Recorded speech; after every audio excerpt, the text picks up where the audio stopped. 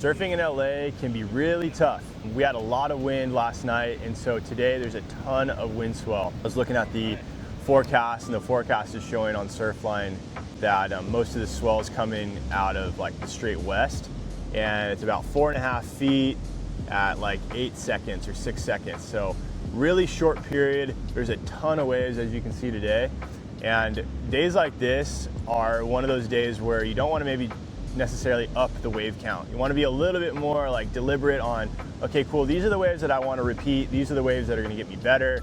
These are the waves that are kind of matching my board. And it's really important on knowing this before you get to the beach. I've been surfing here my whole life, and I knew exactly what it was going to look like today. It was going to be really peaky. Oh, tons of waves, tons of opportunity, and not a whole lot of ease of paddle. So on days like this, I tend to like to go to beaches that have a little bit shorter of a paddle. And why do I do that? It's just because it's not going to be absorbing as much of the swell. It'll be a little bit smaller. It'll be more like condensed and controlled. So your longer beaches, kind of like El Porto, that break really far out, are going to tend to kind of focus all that energy on the outer bars. And then there's a ton of paddling on the inner bars. But if you have a beach that kind of is a little bit shorter, that has sandbars on the inside, you're gonna have a lot more of that energy just kind of focusing on one space instead of outside, middle, and inside. And so that's kind of like a little cool, like helpful tip when you see a lot of wind the night before, and maybe the wind doesn't die until like middle of the night when we're all asleep. It makes things really interesting the next day. These are the kind of days that we look for when it's like pumping and barreling. So if you're looking to get barreled in the South Bay, these are actually the numbers that you want to see.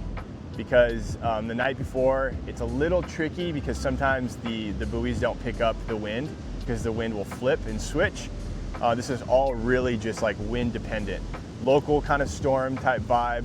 And what it does is it hits the buoys later on, and then it kind of shows you early in the morning of what the morning will look like. Again, we've been just surfing in the South Bay for so long that we know, like when we see a lot of wind the night before, it's pretty much gonna look like this. Sometimes we don't know how big it's gonna be, just depending on when the wind flipped, how much wind there was, what other swells are kind of happening at the same time. These are the types of days where you just kind of paddle out and hope for the best. You don't necessarily wanna wait for like the perfect window. The perfect window is kind of right now. It's like mid-tide, tons of waves. These swells tend to die really quick because they're kind of coming from local storms. These are the types of days you just kind of paddle out and you hope for the best, and you hope you land inside of one of those windows. And right now, what we're doing, what we're working on, is we're trying to surf in a 3-foot radius. So what do I mean by that? Well, if you stand up and you pump towards the end of the wave, on a peaky wind swell day like this, you're gonna lose all your speed and all your momentum, and your board's just gonna run and die. And that's not the idea. We wanna actually match the curve of your board to the curve of the wave. And so surfing and focusing on the 3 feet around you, that 3-foot radius, is something that I like to think about. It's such a great cue, and it forces you to stay in the pocket and stay in the power of the wave.